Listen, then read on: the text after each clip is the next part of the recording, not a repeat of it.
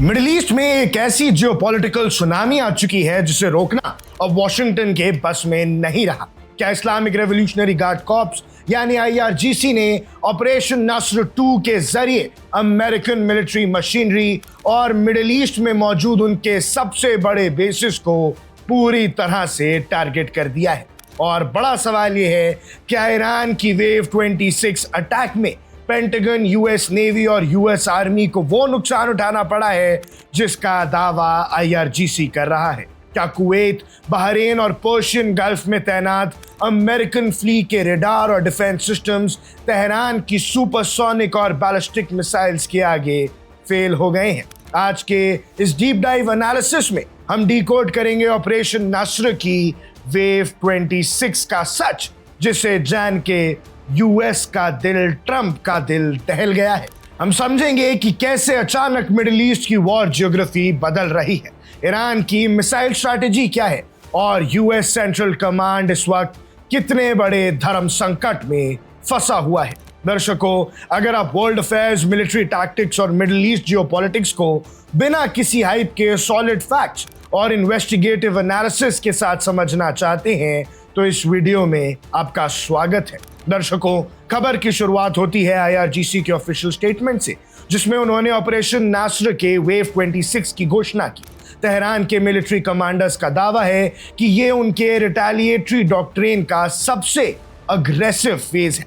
दरअसल पिछले कुछ दिनों में यूएस एयरफोर्स ने ईरान के अलग अलग प्रोविंसेस जैसे खुजिस्तान, फार्स, इजाफान और बंदर अब्बास में कंटिन्यूअसली एयर स्ट्राइक्स करे हैं। यूएस का मकसद था ईरान के लॉन्च पैड्स और मिसाइल स्टोरेज फैसिलिटीज को न्यूट्रलाइज करना, यानी उनकी मिसाइल्स पर हमला करना। लेकिन रिस्पॉन्स में जो हुआ उसने मिलिट्री एनालिस्ट को हैरान कर दिया है। ईरान ने एक साथ हंड्रेड्स ऑफ ड्रोन्स और बैलिस्टिक मिसाइल्स के सैल्वो को अनलीश कर दिया है और टारगेट किया है मिडिल ईस्ट में मौजूद यूएस नेवी और यूएस आर्मी के की स्ट्रैटेजिक स्ट्रॉन्ग होल्ड्स को। ईरान की तरफ से दावे आ रहे हैं कि इस वेव 26 अटैक में dozens of American military personnels target हुए हैं। कुवैत के अल उदैरी बेस पर इलेक्ट्रॉनिक वॉरफेयर यूनिट को तबाह किया गया है और एयर कंट्रोल टावर्स को हेवी डैमेज पहुंचे हैं। अब आइए समझते हैं कि आखिर तेहरान ने इस वेव 26 अटैक में कौन कौन से वेपन्स डिप्लॉय किए और उनकी टैक्टिकल स्ट्रैटेजी क्या थी। डिफेंस एक्सपर्ट्स के मुताबिक ईरान ने इस बार सैचुरेशन अटैक स्ट्रैटेजी का इस्तेमाल किया है।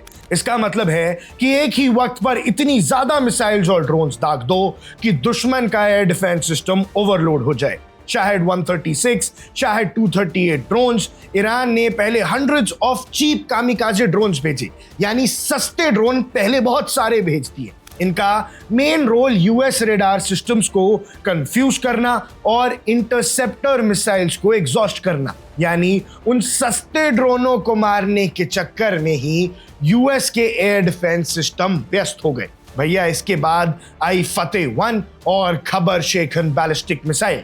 जब यूएस के एजिस कॉम्बैट सिस्टम्स और MIM 104 बैटरीज लो टायर ड्रोन्स को इंटरसेप्ट करने में बिजी थे, तब ईरान ने अपनी हाइपरसोनिक ग्लाइड कैपेबिलिटीज वाली फतेह मिसाइल और high precision Khaibar Shekan missiles launch कर दी, यानी सस्ते ड्रोनों में उलझा दिया पेट्रियट सिस्टम को और फिर दाग दी सबसे खूंखार मिसाइल। पर्शियन गल्फ और स्ट्रेट ऑफ हॉर्मुज में तैनात यूएस नेवी वॉरशिप्स और एयरक्राफ्ट कैरियर स्ट्राइक ग्रुप्स पर साइमल्टेनियसली एंटी शिप मिसाइल्स दागी गई। इस कोऑर्डिनेटेड अटैक का टारगेट सिर्फ लैंड बेसिस नहीं, बल्कि गल्फ में तैनात यूएस नेवी की 5th फ्लीट की लॉजिस्टिक लाइंस और सर्वेलेंस इंफ्रास्ट्रक्चर भी था। अब भैया, ये नैरेटिव के दो पहलू हैं जिसे एक जर्नलिस्ट की तरह वे करना जरूरी है। एक तरफ IRGC का स्टेट मीडिया है जो दावा कर रहा है कि ऑपरेशन नास्र 2 ने यूएस आर्मी और नेवी के होश उड़ा दिए हैं। ईरान के मुताबिक उन्होंने कुवैत और बहरीन में मौजूद यूएस बेसिस पर एक्यूरेट स्ट्राइक्स किए हैं, जिससे पेंटागन में खलबली मच गई है। दूसरी तरफ पेंटागन और यूएस सेंटकॉम का स्टांस थोड़ा अलग है। यूएस ऑफिशियल्स का कहना है कि उनकी फैलाक्स स्विस SM-3 इंटरसेप्टर्स और थार डिफेंस सिस्टम्स ने मैक्सिमम थ्रेट्स को एयर में ही न्यूट्रलाइज कर दिया। उनके मुताबिक ईरान इंफॉर्मेशन वॉरफेयर और साइकोलॉजिकल ऑपरेशंस के जरिए अपनी इंटरनल ऑडियंस को सेटिस्फाई करने के लिए दावों को थोड़ा बड़ा चढ़ा के बता रहा है, लेकिन जो ग्राउंड पे हो रहा है उसमें सच्चाई तो है भैया। विजुअल्स आ रहे हैं तबाही के, जाने जा रही है। सच्चाई इन दोनों एक्सट्रीम्स के बीच में कहीं है, लेकिन ये बात तो तय है कि ईरान इस बार जो मार रहा है इसका जवाब यूएस के पास नहीं है। मिलिट्री स्ट्रैटेजिस्ट का मानना है कि चाहे यूएस इंटरसेप्टर्स ने 80 या 90% मिसाइल गिरा भी दी हो, लेकिन बची हुई 10% मिसाइल और ड्रोन्स ने यूएस लॉजिस्टिक लाइंस और ऑपरेशनल रेडीनेस को जबरदस्त झटका दिया है। इस बात से पूरी दुनिया में अब कोई भी इनकार नहीं कर पा रहा है। भला कितने दिन अमेरिका का झूठ दुनिया बर्दाश्त करेगी? अब भैया वॉर ऑफ एट्रिशन में विक्ट्री उसकी नहीं होती जो सबसे बड़ा बॉम्ब गिराए, बल्कि उसकी होती है जो दुश्मन के बिलियंस ऑफ डॉलर्स के इंटरसेप्टर स्टॉक्स को ड्रेन कर सके। और ईरान फिलहाल वही कर रहा है। वो अपने सस्ते ड्रोन भेज के महंगी महंगी मिसाइलें खर्च करवा रहा है अमेरिका की। इस वेव 26 अटैक का असर सिर्फ यूएस और ईरान तक महदूद नहीं है।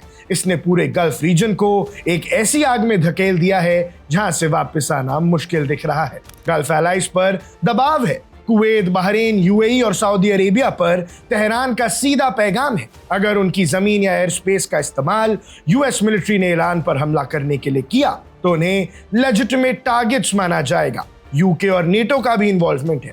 ईरान ने एक्सप्लिसिटली ब्रिटेन को वार्निंग दी है कि डियागो गार्सिया और साइप्रस बेसिस के जरिए यूएस को हेल्प करना बंद किया जाए, वरना उनके एसेट्स पर भी डायरेक्ट एक्शन लिया जा सकता है।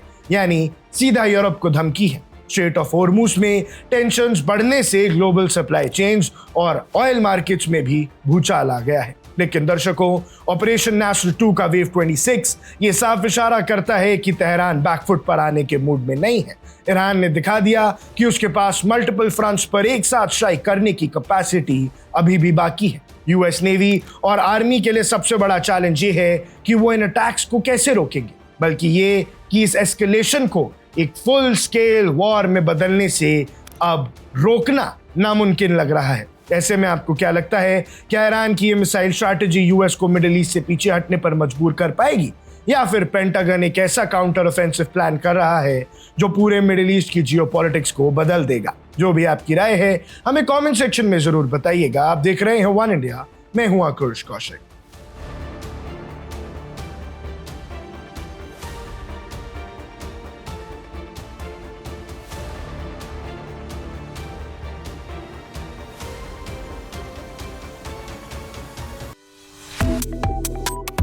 Subscribe to One India and never miss an update. Download the One India app now.